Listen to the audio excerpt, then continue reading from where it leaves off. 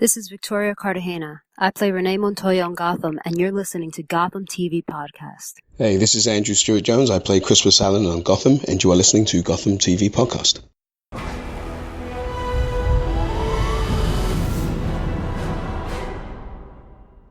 Hello and welcome to a very special episode of Gotham TV Podcast. I'm Derek, one of your hosts. Hi, and I'm John, your other host. Basically, this is going to be an episode of our interviews from the New York Comic Con. Some of our listeners have clearly pointed out that we talked about New York Comic Con quite a lot over the last couple of months.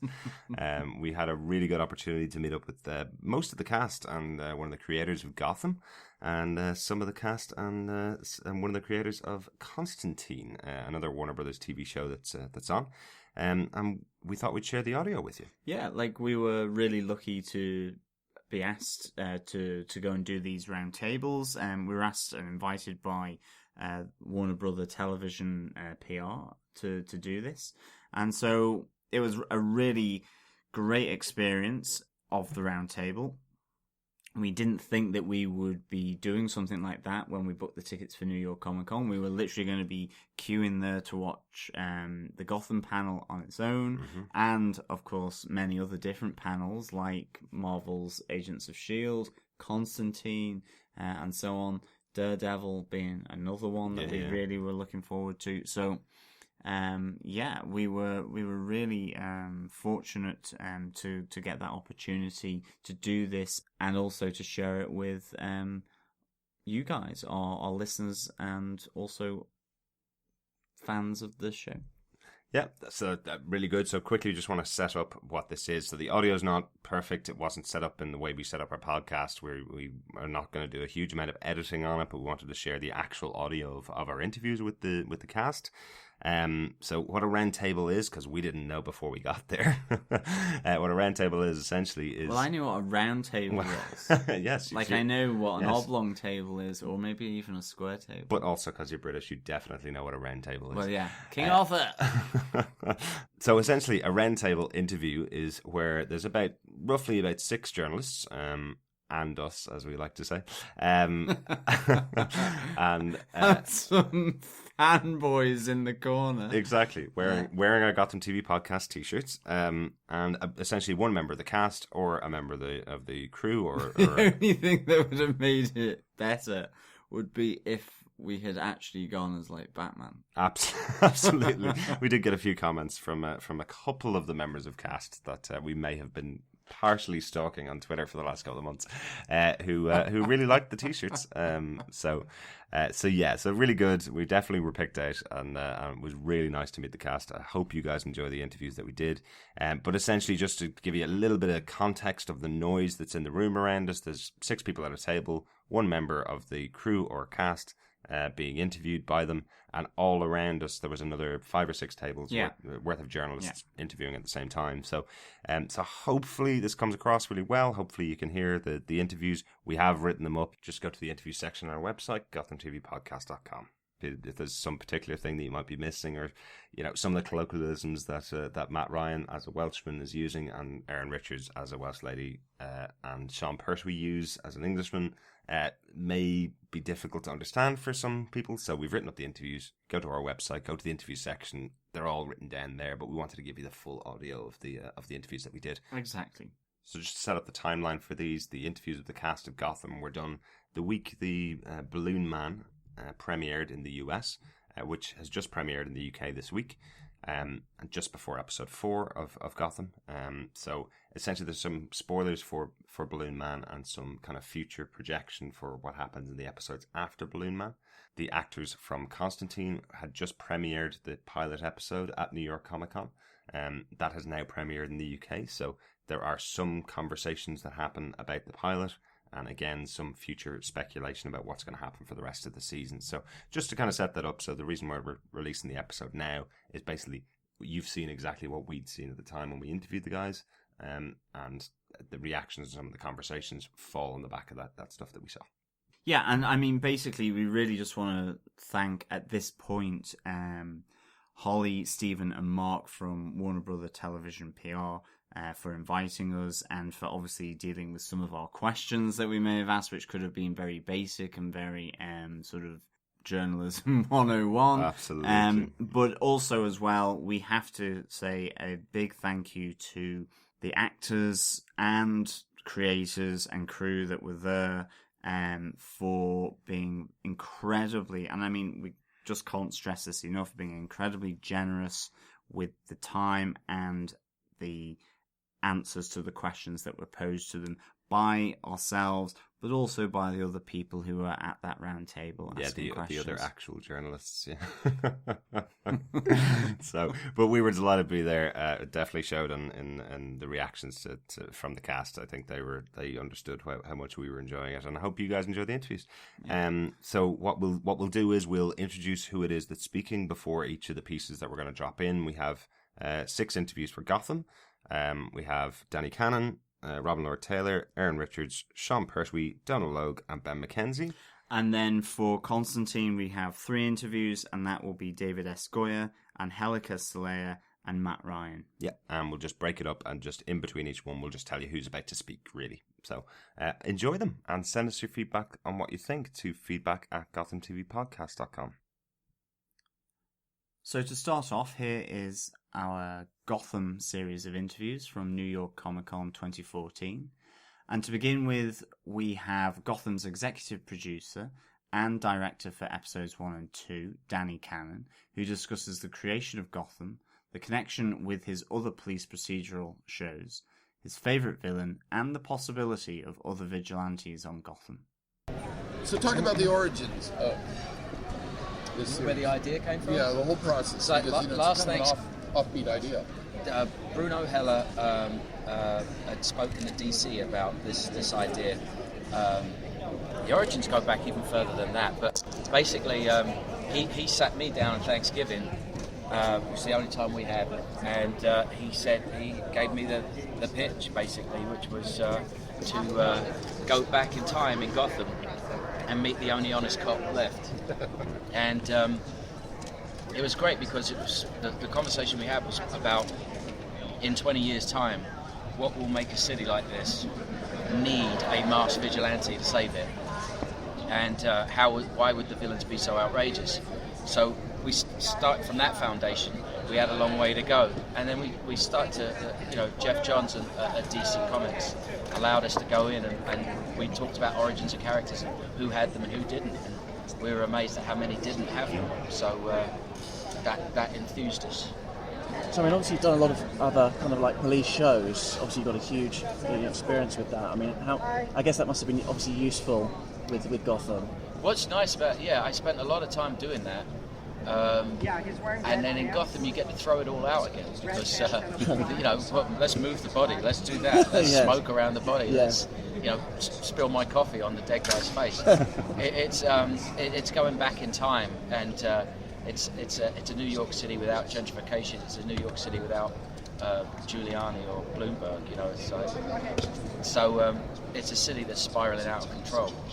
So the procedural thing goes out the window. True. And which was your favorite villain to work out the details of? Well, I got to say, I prefer the villains that are upcoming. We still have many to go. And I got to say, I'll say Bruno's a villain that he created from scratch. Fish Mooney. I thought that was a beautiful, elegant thing, and Jada took it up a notch and made what was written even better. Right. Now that we've introduced the Vigilante Balloon Man, there's kind of speculation that there could be more vigilantes coming within the series of Gotham. Yeah, I think a city that can't trust its mayor or police department or can't trust your neighbour, there's always going to be somebody attempting to do that. And as the show progresses, the way we get to see David, Bruce Wayne, the way he navigates through it too is very interesting. Right. And we see any of the existing cast taking on a vigilante mantle? Will there be a Montoya? I could not tell you that. Do you plan on exploring any of the supernatural elements in the DC universe? No, we're very feet on the ground here. I think, who knows, who's to say where a series goes in the end, but for now we're very happy with the fact that it's very grounded. Even though Gotham is a crazy, slightly theatrical world, I'd like to think that it's all very credible. So for now, we're just going to stick with that. Given that a number of the DC shows now on TV all involve police forces or have police forces, what are the potentials or possibilities that there could be crossovers between different DC properties? Very interesting. Again, I don't know. I mean, it's right now. I think whatever exists on air is apples and oranges. Tonally, it's a different. It would be a big tonal shift. But God, in the first season of a show, as long as we keep building the reality of that situation and keep honouring the great legacy of work, then I'll be happy with that. Season 2 will start again. Cheers, thanks. There's, besides the obvious city models with like a Chicago or whatever, do you have any other city models or stories of cities that had such a decadent scenario that enhance or in any way insinuate themselves into your thinking? Well, what we talked about actually, were two things. When I talked to Bruno about the tone of the whole thing, because, he knew he needed a partner in doing the show because it was quite an undertaking. And I talked about not just New York in the 70s, I actually talked about Dickensian England, which he really, Bruno's one of the best well-read writers I've ever worked with. And we talked about Dickensian London and the haves and the have-nots, and that's something that really plays into it. We talked about grim fairy tales, and I talked about westerns also, in that a western town was a great way to tell moral stories, but just put a slight. It's easier to digest moral stories when they're played out in a neutral town. Do you know what I mean? And that was why westerns throughout the 50s, 60s, and 70s in America were always incredibly popular, because a contemporary moral story is easier to play out in a nondescript town. All right. I was even thinking of. I gotta take. Sorry. Let me grab one quick picture then. One more just for safety. I was even thinking of the Roman Empire too. Well, that I would let Bruno talk about. Thanks very much. Thank you. Thank you. Right. Next up, we have our interview with Robin Lord Taylor, who discusses his thoughts on the character of Oswald Cobblepot, how he prepares for the role, what he takes from previous live-action versions of the character, and if the Penguin moniker will stick. He also has a great tie. Hi, everybody. Hello. How's it How are going? you? How are you? Good. Thank you. Yeah. Mark, your Please. space is Good. Fantastic. How's everybody doing? Good. Yeah. Good. How are you? Good. Really good. Good to see you. Here. Another con. Another day, another con. Yeah. Hundreds. So tell us how did they prep you for being in this series? I really didn't get a lot of prep. I mean, the most, when I auditioned, I didn't know what I was auditioning for. It was a fake scene. It was, it was like the Untitled Warner Brothers project or something, and then it was the night before I went in, I got the tip off on what it was, and they were like, "Oh, by the way, you're auditioning to play the Penguin in the new Batman, origin story." So it's like, okay, but at that point, I was fully prepared, and I just went in and did what I did, and and it worked out. And then I have to say, in terms of preparation, I'm so lucky, the scripts that Bruno writes and the world that he's created along with Danny Cannon, it's just so fully realized that it's just all there in front of me. You know what I mean? It's the weirdest thing. It's it just, when it's right, it's easy. You know what I mean? Or it just feels And you didn't feel like you wanted to see previous incarnations? Well, the thing was, how could you not see previous incarnations? I grew up, the Adam West series played after I came home from elementary school. I'd seen all of that. I'd seen Batman Returns a billion times, and so I was I could recite that movie from memory. But and I knew from the script that they were going in just a totally different direction. Yeah, okay. But at the same time, you're influenced by to follow in the footsteps of Burgess Meredith and Danny DeVito. I mean, how freaking amazing is that? And then the one thing that they both brought to it was just that sense of fun. Which can be hard because it's a dark world and you're playing a villain and you don't you want to bring that with you. So that's definitely what I took away from their performances, and I'm trying to bring it into this, it's a process. That's a great tie, by the way. Your character hates being called the Penguin, but will we see him will we see Oswald embrace the name as the season progresses and Very take much on that so. moniker? Yeah, well, and I think that's one of the pivotal moments in the first episode is, for me personally, like since he was a child, he'd been called Penguin, and that was very hurtful, and he was like a victim of bullying, and like a lot of it was centered around his appearance and his interests and all of his eccentricities. But I think the moment that he comes out of the water in the first episode, I really do, and sounds trite, and forgive me, but like it is like a rebirth in a way, and I think that's the moment where he's really embraces that. It's like when you embrace the thing that you hate the most, you take the power away from it and you take it on yourself. And I think that's him just sort of harnessing that power and like, okay, you're gonna call me a penguin, and I'm the freaking penguin. And let's go. You know what I mean? Yeah, exactly. Right, exactly. And that's propels him into the rest of the series. So. Did you spend a lot of time? Sorry. Which part? Just the water. The water. Well, let's do a little short one. Thankfully, we shot. All of the all of the water stuff was inside, and they kept it bath temperature, which was nice. But hopefully I sold it. A little shiver going on or something. About the mannerisms, did you spend a lot of time once you knew you were going to be Penguin? Did you spend quite a lot of time developing the mannerisms and kind of accentuating them? After you'd been in the water, so you come across as a slightly kind of accentuated version of the previous character. Yeah, that was definitely part of the work that went into it, and one of the best things about in regards to his walk. Yes. What I love about it is that it's an actual injury. It's something that we see established, and it's something that like this whole show is doing is like bringing some reality into this fantastic world. So it's not just like two-dimensional characters. No. And so I was hobbling around the apartment like a moron, like working on it and making sure like it looked good. And then Danny was there to like help make it more natural and organic. So yeah. Thanks very much. That's all the time we have. But just quick chat. Thank you. I want to get that tie. No, you gotta get the tie. Thanks very Thank much. you so much. Thank you.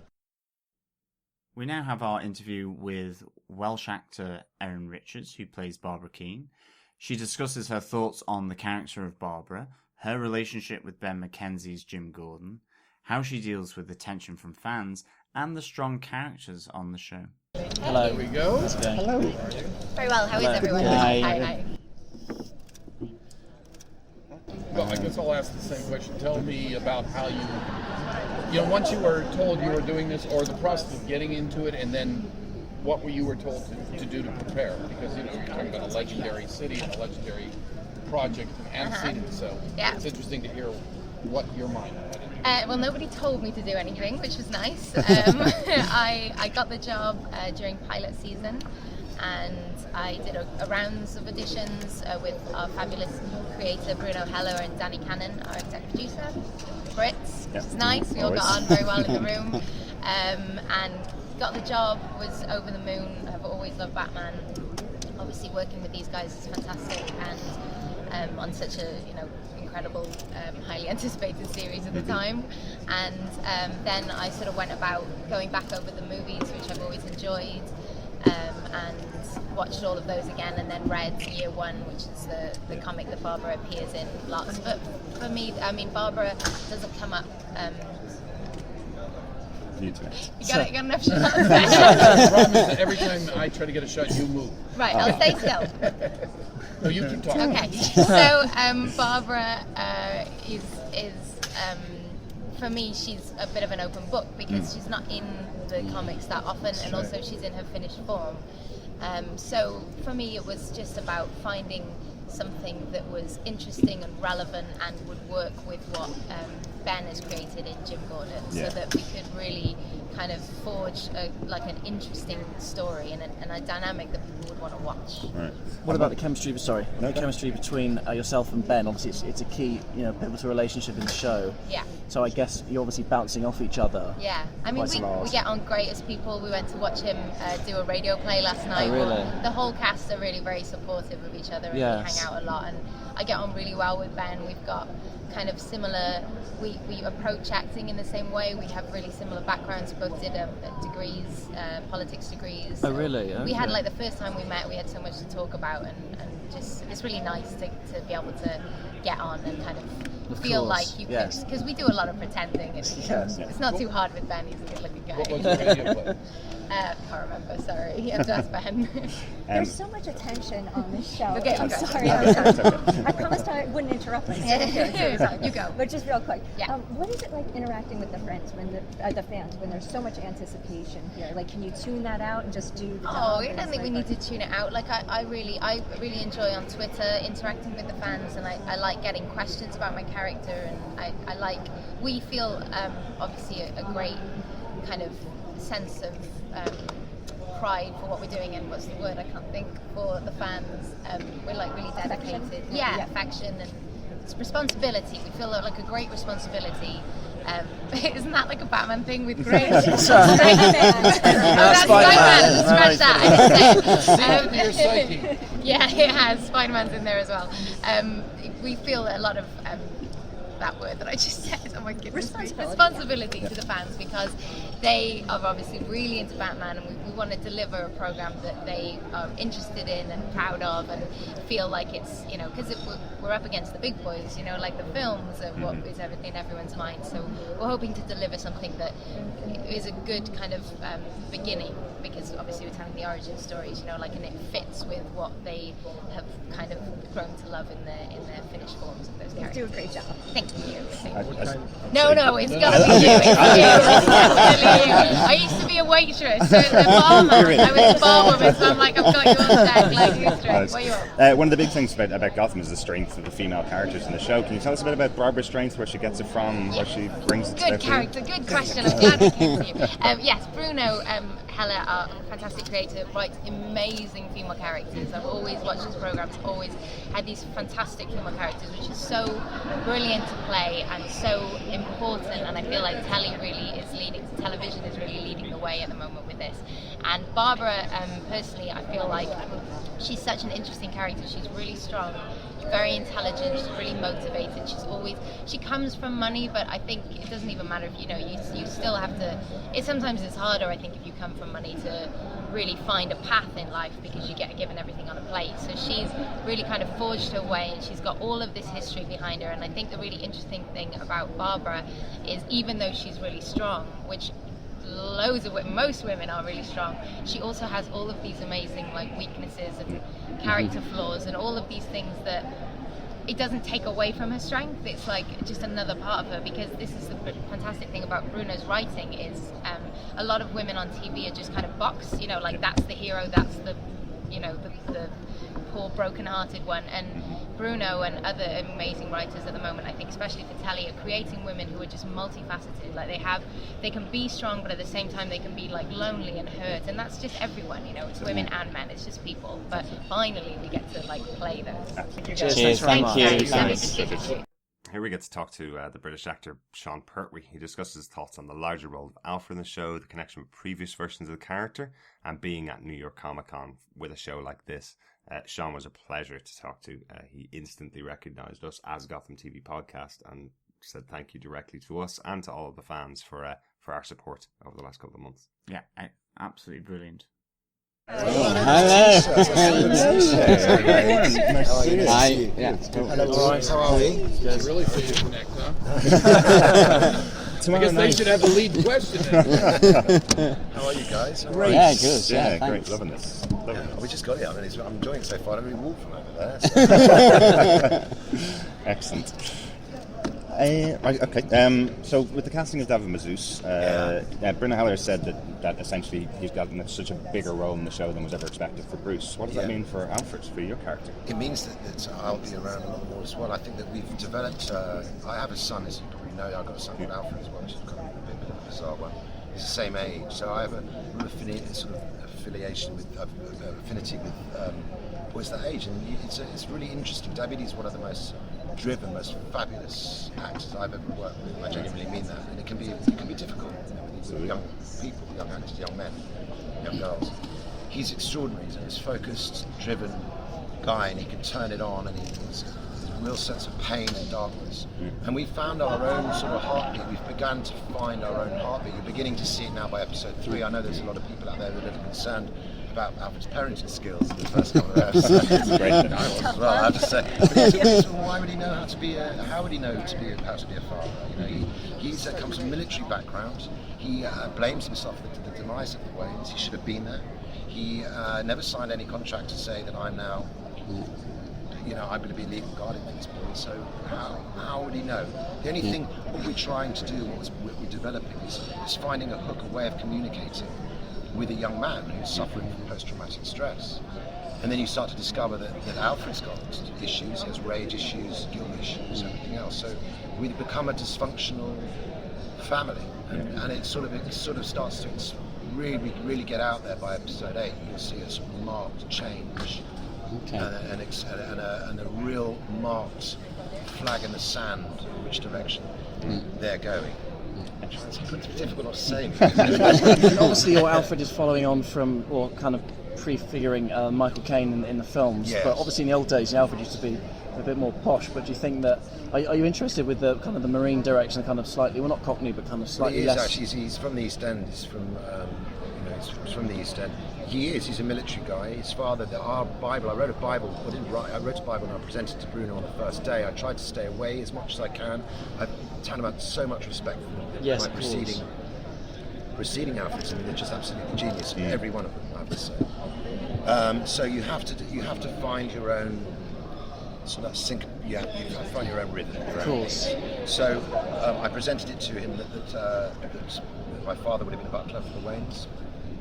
He was ill. I went there. I left the services to go to aid him in his deathbed. He passed away, and I took the mantle of being the valet, the Batman to the Waynes.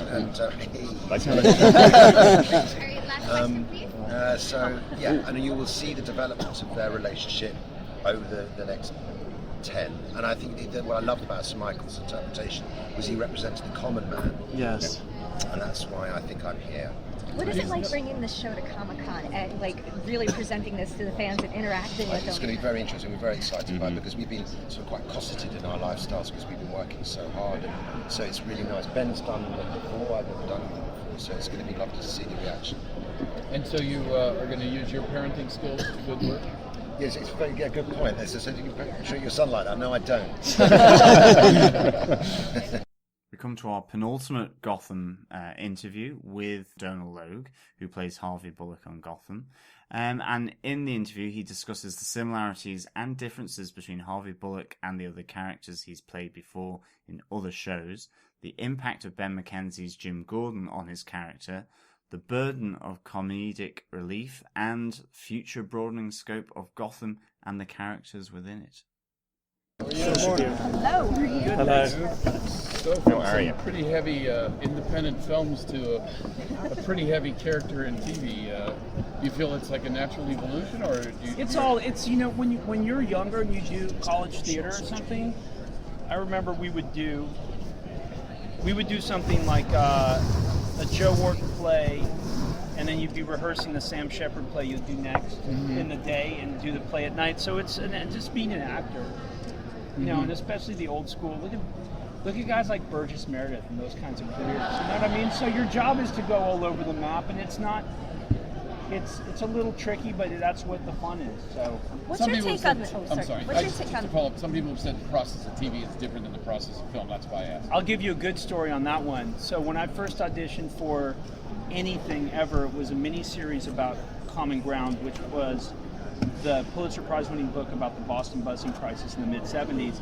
And so this woman, Meg Simon, who actually cast the show with Warner Brothers, discovered me in Boston. I was a theater actor, and I went into audition for this thing, and I was reading it, and I said, I don't know, man, I've done a bunch of plays. I hear stories. Am I supposed to be smaller? Like, I hear the process. And this is even talking film versus television. She goes, just act the effing scene. Right? And I was like, that kind of, if you think that way, you're thinking the wrong way. Every medium requires its own type thing. Like, I did a sitcom for years, and at first it wasn't supposed to be in front of a live audience, and they made a decision to change, and I didn't know how I felt about it. And John Lithgow said, it's a 2-act play in front of an audience. It's fantastic. It's just, you're like, okay, it's its own animal that way. And John Lithgow, to me, is kind of the king. when you talk about bouncing between all the mediums, and he's an amazing guy, super great guy too. What's your take on this character? Because he's so complicated and he's so layered, and you do a great job. Oh, thanks. I think my take is just that, like most people.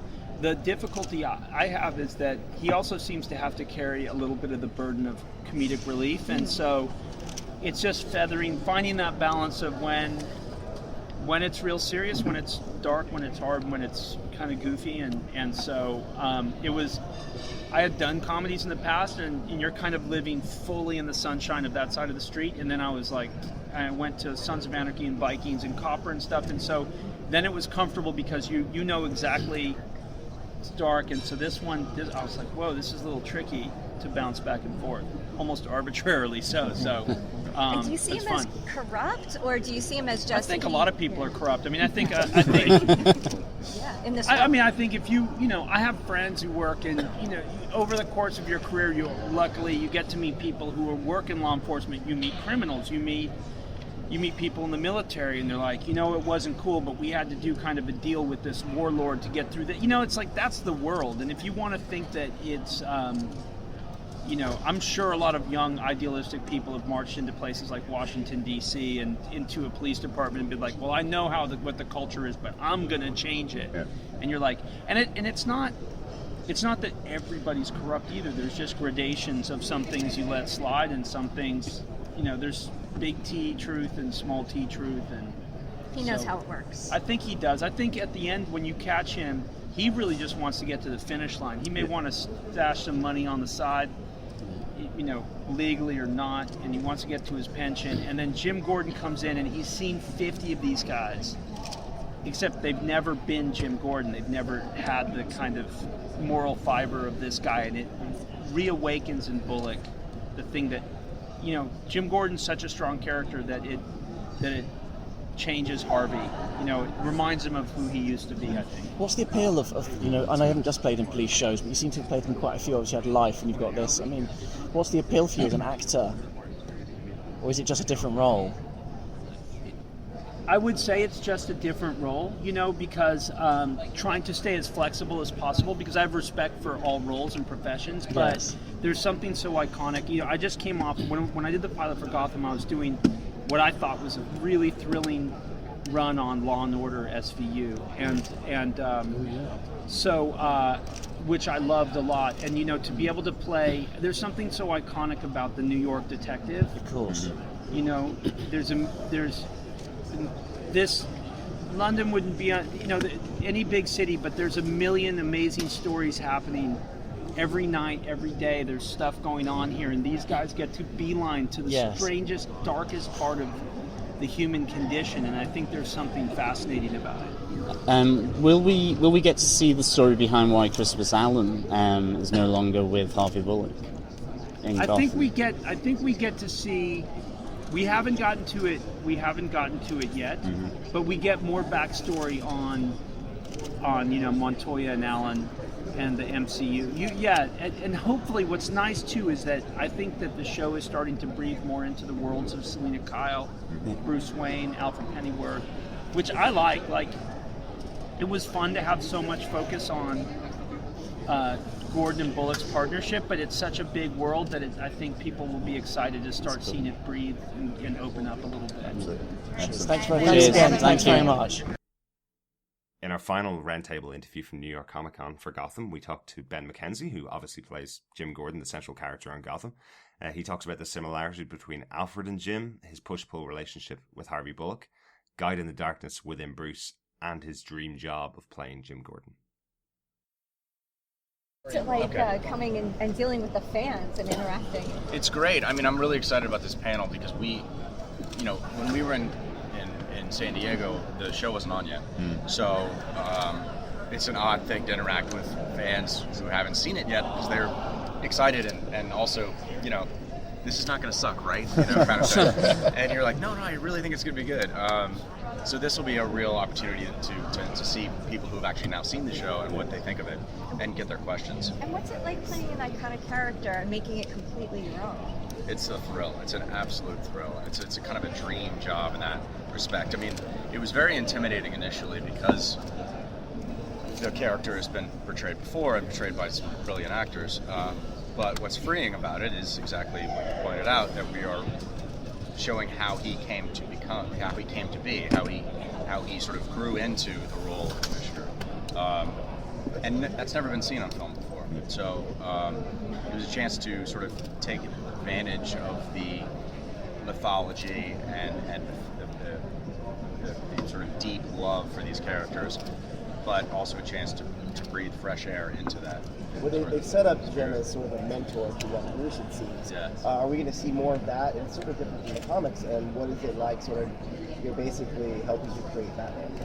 Yeah, well, but I think Jim starts off trying not to create Batman. I mean, I think he as a law enforcement officer, and you saw that in the third episode with Balloon Man, who was the first vigilante that Gotham had seen, actually targeting people who are morally corrupt, but going outside the law to do so. And Jim rightly is deeply concerned about this trend in Gotham, that if people choose not to follow the law, there is no law. You know, if people decide to go outside the law, even for the right, moral reasons, the whole society falls apart. So when he starts off counseling Bruce, he's trying to educate Bruce on how not to fall into that trap, because he sees a darkness in Bruce. He sees an incredible intelligence, an incredible incredible integrity in this young boy, but he also sees a darkness and an anger that he's trying to direct in the right way. So you have this area to negotiate between when the murder and when he was the full-blown Batman. What do you do to envision who he might be? Is there any kind of a guiding source or train of thought in your mind? Who Gordon would be? Or, yeah, exactly. I mean, well, it's actually quite straightforward in a way. He's a warrior. He's a military man. So he came straight off the front lines, pretty much back to Gotham, where he saw heavy action, and so he approaches it with a military man's perspective. Morally rigid, can-do, stoic. Fight forward, don't look back. Unfortunately, he realized that the terrain is much more complicated than even the war in which he was fighting. So he has to learn how to live in Gotham and get things done. Cutting deals, educating himself, perhaps making decisions that morally are dubious in order to get the kind of positive change that he wants. And this is the backstory that's in your head. They haven't said do that. You really we talked about it. I mean, it's set up in the pilot that he's a military man. Harvey Bullock leaves Essen's office after trying to basically get rid of the kid, and says, "Oh, you're a war hero. Your daddy was a big DA, and I can't get rid of you because of all that stuff." We don't dwell on it, and hopefully we won't do flashbacks or anything like that, just because they're clunky. But yeah, that's the approach. I mean, he was raised that way from the beginning because his father was a DA, and a revered DA, and a noble man, perhaps not quite as noble as Jim thinks he was, and so he's always prided himself on this morally rigid stance, and yet he'll learn that perhaps he has to be a little more flexible in that. So are there any more parallels between Gordon and Alfred? They're both military men. Obviously, Alfred was in the Marines and Gordon was in the Army. Do you see any parallels between the two characters? There are. The parallels are, as you said, that their approach to perhaps life, I guess, being a bit sort of stoic about it. At the same time, Alfred has receded from sort of the battle lines. He's not working on the ground level, law enforcement, and his charge is to take care of Bruce. But his school of parenting is a bit unusual, let's say, and Jim's is actually oddly, I think, probably a bit softer. He's probably trying to actually talk to the boy and get him to understand things on a deeper emotional level, whereas Alfred's probably coming from an older set where children are supposed to be sort of managed and taught things and seen and not heard, and drilled a bit, sort of like you would drill soldiers, as he sort of fences around Wayne Manor with them. So yeah, it's a fun relationship, and they are essentially battling over Bruce's soul. Your partner, Harvey Bullock. I gotta bring her in the panel. Okay, one. Your partner, Harvey Bullock, has gone path of least resistance, and now you're that block in the way. Yeah. How does that develop over the season? That tense relationship where you're trying to maybe drag him out of the mire, but he's trying to drag you in. Yeah, we end up sort of sinking both back into it in a way. I mean, we sort of pull out and fall back in. And of course, I'm hiding the secret from Harvey that I have not actually killed Oswald, and that will come back, and that will create yet another layer of tension between the partners. So it's a complicated relationship that will only become more so. But they do at the end of the day teach each other things. Begrudgingly, they learn from each other. Can they trust each other? Eventually, probably, but not yet. Not now. Let me get a quick shot of you. Thanks very much. The light is weird here, so I'm trying to find to get you in the best light. Thank you so much. Hey, I love the podcast. It's not your fault. I understand the circumstances. Thank you. Yeah, and we are hoping this. We're really excited about seeing where it goes. Thank you. I'm excited to show it off. I'm really proud of it. Thank you. So we're moving on to the Constantine series of roundtable interviews now.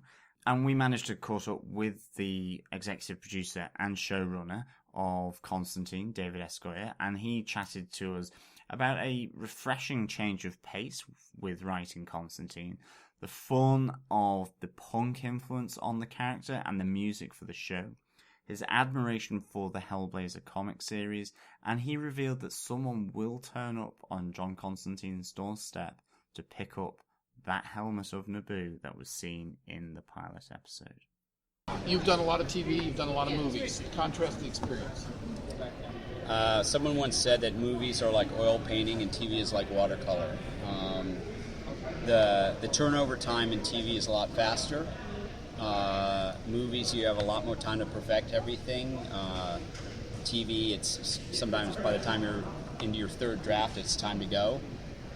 So on one hand, that time constraint is harder, but also sometimes I think it's better to not overthink everything and go with your first instincts. But television also, you get a chance to revisit characters and have characters grow and change over the course of the season. That's already happened in our first season.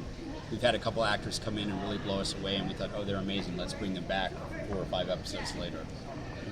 So in looking at the original version of the pilot to what viewers will actually see, what do you think is the biggest change in terms of where the show is going now versus where the show might have been going from when they saw the trailer back in May at the end? Well, when we first started adapting Constantine, I think there was some concern with the audience that we needed a character that was the audience's point of view that wasn't part of this world. And so we created a character that was not part of the comic books named Liv to embody that point of view. We made the pilot, and Lucy, who played her, did a great job, but as we started breaking the subsequent stories, we thought it would be much more interesting and challenging if someone were more of that world. And having seen the pilot, we were able to convince NBC that maybe we should go in that direction, so we selected a character named Zed, who's also from the comic books. And she has a really interesting backstory herself. She's not a blank slate. She's got a lot of mysteries, and she was able to go toe-to-toe more with John, and it just made for some more interesting dynamics. It's not... I think with John and Liv, John was sort of the cut-up, and Liv was the straight man or straight woman, and with Zed, they flip-flop those roles, and it's just more interesting.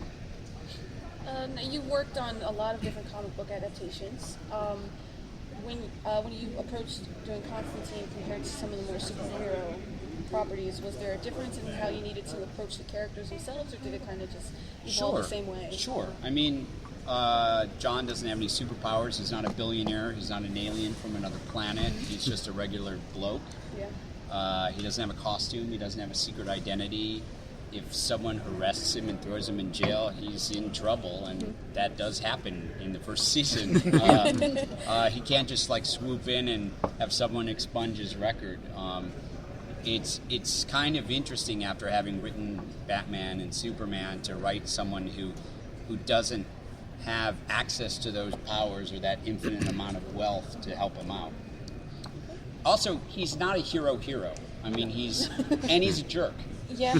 And it's really refreshing to write a character that's a jerk. So you're focused... I'm sorry. We saw the helmet of Dr. Fate in Did you? the No. pilot screening there on Thursday. How far is Constantine going to delve into the mythology that's being established within the comics? Well, should we continue on long enough, the plan is that we kind of have access to the broader occult DC universe. So even within the first 12 episodes, you'll see 2 or 3 characters show up that aren't part of Hellblazer proper, that are part of the larger DC universe. And the plan is that eventually someone will show up on John's doorstep coming to collect that helmet. Well, actually, then my question is a perfect follow-up, because you're dealing with a supernatural version of the universe in a number of projects. So it's a very different approach than taking maybe a more straightforward superhero kind of based in science fiction, but still the real world. How is it to envision things in that way? It's a really refreshing change of pace. It's nice to be doing something that's scary. It's nice to be doing something that's a bit more fun. Funny. I don't want to say more fun. Batman and Superman were a tremendous amount of fun. I'm a huge fan of John's roots. He was created in the 80s with a real punk sensibility, and we've actually licensed a lot of punk songs in the show. Cool. I'm proud to say, I don't know if this is a first or not, but we licensed a Sex Pistols song for episode 3, so that's pretty fun to have John Constantine listening to Sex Pistols. I think he listens to Buzzcocks in episode 3 as good well. to hear such bands. Gang of Four? Not yet, but hopefully we'll get there. Maybe some Cramps and Dead Kennedys. When there's such a rich pool of characters that you can pull from, how do you decide which ones you're going to bring into the story and when is a good time? It's story-based, so we don't say, okay, we're going to do a story about Dr. Occult, and I'm not saying we have done a story about Dr. Occult per se. We talk about where it would be good for the story to go or come up with an idea for a story, and then we think, well, if there's an appropriate character in the DC universe that fits with, then it makes sort of, sense, in a organic way to bring that character in. And that's how Jim Corrigan entered the show as a recurring character, because we had a need for a homicide detective, and we thought, okay, let's bring in Corrigan. And since Hellblazer's such a long-running series, there's so much there's so many storylines to choose from, so many different runs. Do you have a particular favorite storyline from Hellblazer? I have a lot of favorite storylines, and I will say, even though the first season loosely tracks American Gothic, we've already adapted within the first 12 episodes a couple of other singular issues. We're trying to do a version of one of the Delano issues early on right now, and we did a really cool version of the Hunger Demon issue. That's actually one of our better episodes, I think, so far. Do you have a... Last question. Yeah. How soon do we learn more about Chaz? 9 or 10. Okay. Yeah. We'll turn over some cards relating to him. Do you have a hell of a comic book art collection? A hell of a comic book? Bad choice of words, but you get my point. You must have collected I've got some choice pages. I've got some cool artwork. Some good shit, I bet. Yeah, I've got some good stuff. Who's your favorite artist? Oh, Lord. Contemporary old school Kirby. Yeah. Kirby. And contemporary. I really like Steve Rude a lot. Oh, very good choice. Yeah. Interesting choice. Next up, we have Angelica Salea, who speaks to us about her character Zed. Angelica has joined the show a little bit later. She really will appear from episode 2 onwards, but had a brief cameo in the pilot. She speaks to us about joining the cast of The Boys, and she speaks to us about the psychic connection between her and John Constantine and how that might play out in the future. So what really drew the most to Zed? Her sarcasm. I love her sarcasm. I love that she doesn't take crap from anybody, especially John. And I like that she's, she's a little sneaky, and she's rough, and she's not afraid to get her hands dirty. It's like empowering woman. I love it. So Hellblazer was a very long-running series, and Constantine is still, he's in the New 52, he has his own series. when you got the part of Zed, did you need to go? How much did you go read to catch up on who she is? And well, they gave me volumes of Hellblazer, and it was, here you go, this is Zed. And I stayed in, instead of having a Saturday night out with my friends and stuff, I stayed in with the bad boys of Hellblazer, and it knocked my socks off. And that's where I got the sarcasm. I started understanding her. It's like, oh, I see you. Yeah. What can you tell us about how Zed enters the picture in the TV series? Are you able to tell us anything about that? Well, the new trailer came out yesterday, a little teaser, and we see her drawing, and that has to do, she's lost in her head. Zed is lost, and she literally just crashes into the world of John Constantine, and it just, it's this of like, whatever's going on in your head becomes reality, and it's that realization of, you're not crazy. That's Zed in the first moment we meet her. Yeah, we caught the pilot screening there on Thursday, and it's kind of quite a creepy ending. And there's you're drawing away, and there's all those iconic pictures of John Constantine. There seems to be a psychic connection. How much of a connection is there, and how does that play out, or how does your... It becomes even more, it gets crazy, it gets messed up, it gets to the point where she opens, oh my god, I wish I could tell you. It's more than what we see. That's just the tip of the iceberg. That it becomes a whole nother level for Zed. Each episode gets bigger. Cool. So obviously you've just started. How long have you been filming? And without spoiling too much, obviously, do you have like a favorite moment of your time with Zed? So we've been filming since July. Okay. So we've been going for a while. We're so eager for October 24th to come. Favorite moment.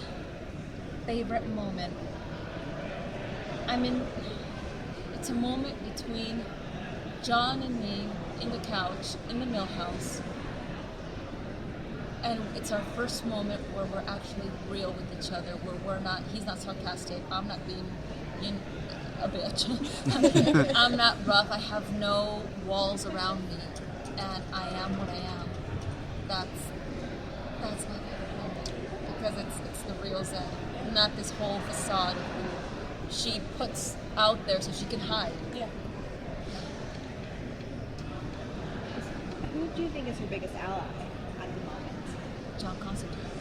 He's the teacher. He is, to me, he's, as Zed, he's my teacher. He's the one that explains to me and leads me into his world. And I'm Zed is like a very eager learner. She's like, yes, I want to learn more and more and more. I want to get in there. So definitely, it's John.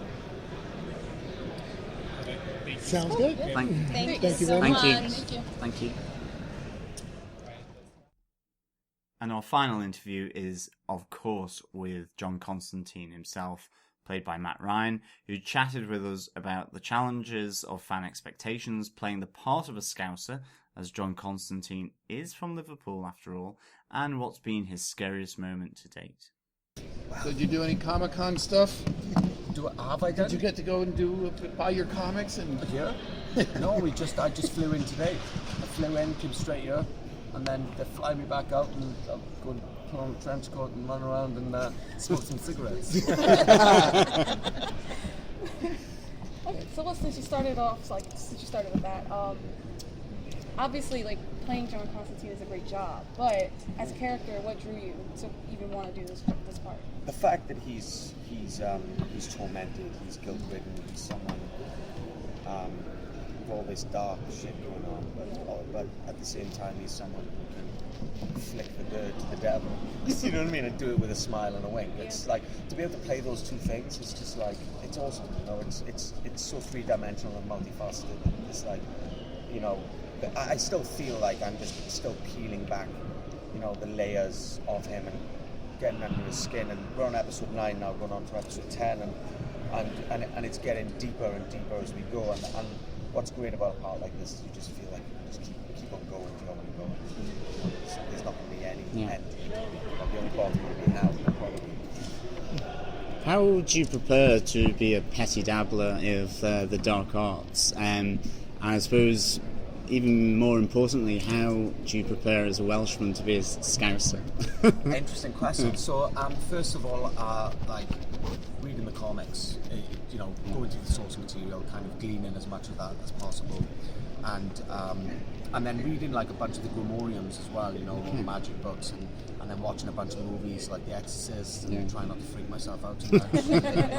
But so a bunch of that, and then in terms of John being from Liverpool and being a Scouser, I think that is something that early on I wanted to kind of really get in touch with the DNA of the character and go for the essence of him, rather than kind of just really playing a voice and an accent. And I think that one of my best friends is from Liverpool, and I talked to him about it, and a bunch of the accent. I think it's something that I wanted to really just get the essence of him. So to bring in something, to do an accent that was accessible, but wasn't me, wasn't completely me in Welsh, but then wasn't a hard Scouse, that was kind of a northern accent, really, something that's going to be accessible, but still has that kind of working class quality to it. But that kind of came about from me wanting to kind of find who the character was and the essence was, and go for that rather than just kind of playing an accent. That's great, thanks. What was your scare? Relationship with Zed? Oh, it's feisty. It's really cool. It's like she's someone who doesn't take any of his shit, who gets in his face. They get on each other's nerves. They have this interesting sexual chemistry between them. They need each other. They want to push each other away. It's a really interesting dynamic, and then I think that they really start to grow together as well. And where we're at now is they're really in an interesting place, and it's a really kind of interesting chemistry they've got. It's fun to play. What was the scariest moment in your life? In my life? Probably since I've been doing this, man. Like reading comics before going to bed, and then being in my apartment in Atlanta on my own, in a strange place on my own, hearing knocks in this strange apartment building, waking up in the middle of the night after a day shoot, like shitting myself. That's probably whilst I've done this, because you're thinking about it all the time, and then you read a comic. I'm trying to keep reading the comics, even though we're working 12, 15 hours a day. It's like you try to keep the line to the source material, to the DNA, so that it's always kind of there in the background. And then you do that before you go to sleep, and then you think of demons and stuff. So when you do comic adaptations, fans can be very critical, and they will judge you on every little thing you do. Does that ever kind of come into your mind when you're doing the role? If this is such an iconic character.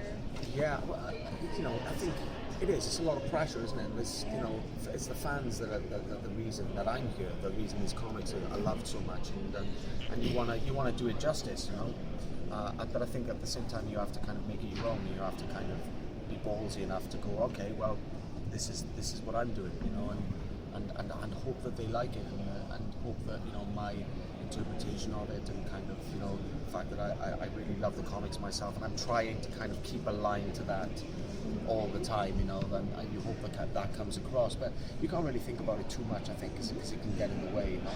It's there. You want people to love something that they've spent a lot of time and effort reading, and something that they love. Cheers. Thank you very much. Nice to meet you. Just quickly then, from each of these series of roundtable interviews, the Gotham one and the Constantine one, what one thing would you pull out of them that really sticks in your mind from the answers that they gave? I think I could have spent another 2 hours with Danny Cannon specifically.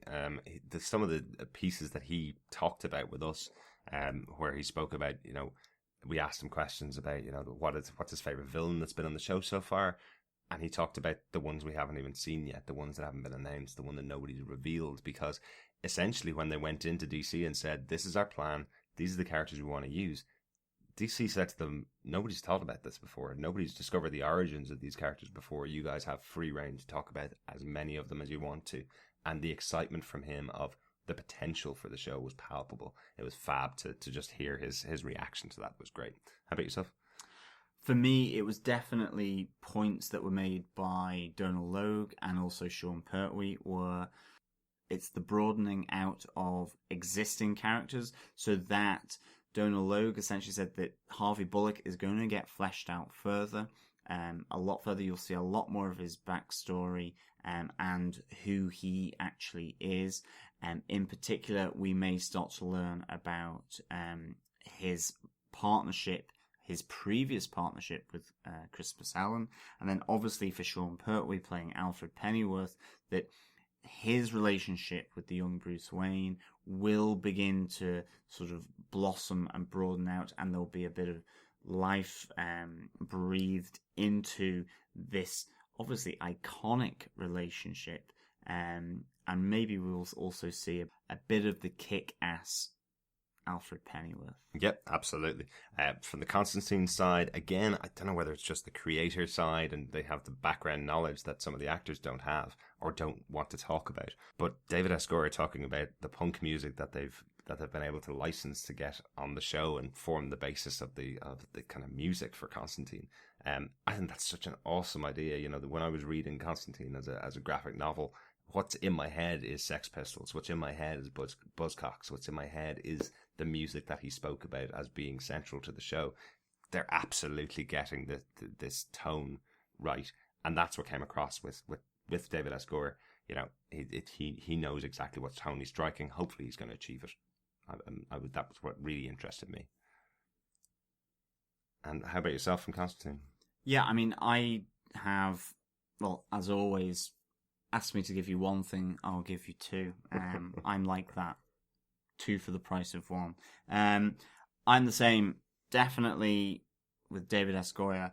I asked him directly about the helmet of Naboo, the helmet of Dr. Fate, that you can see in episode 1 of Constantine, and just the fact that he said someone will be knocking at the door of John Constantine to ask for that helmet. Mm-hmm. That, to me, brilliant. That is excellent, because certainly as soon as that helmet of Dr. Fate came on the screen at both the preview screening on the Thursday, the whole Warner Brother preview screening on Thursday of New York Comic Con, and then the pilot screening and the Constantine panel on the Saturday, each time that helmet was on screen in both of those 2 separate screenings, the crowd went absolutely wild and mad, and I thought that was brilliant. That really got me excited for how people take on Constantine. Yeah.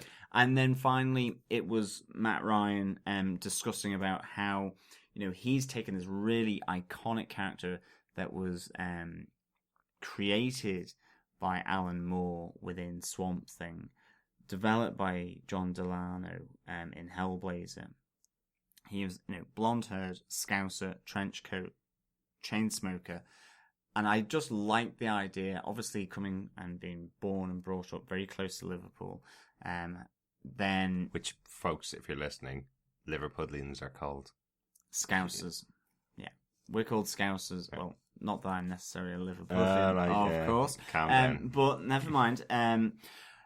Was the fact that, you know, he has friends in Liverpool, and he just said, you know, it wasn't about nailing an accent, it wasn't about sort of copying anything, it was about finding his own way. And, you know, I think from what he talked about, it was that, you know, he's nailing the essence and the fundamentals of this character, and giving a accent that links to him being Welsh, but also where this character comes from, which is from the north of England. Yeah. So absolutely. I like that too. And I adored the fact that you got to ask him, as a Welshman, what do you feel like playing a Scouser? I thought that was hilarious.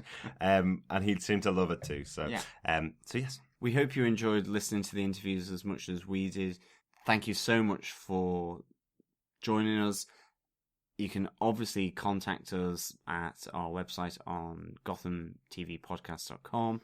You can also leave feedback or any comments at feedback@GothamTVPodcast.com.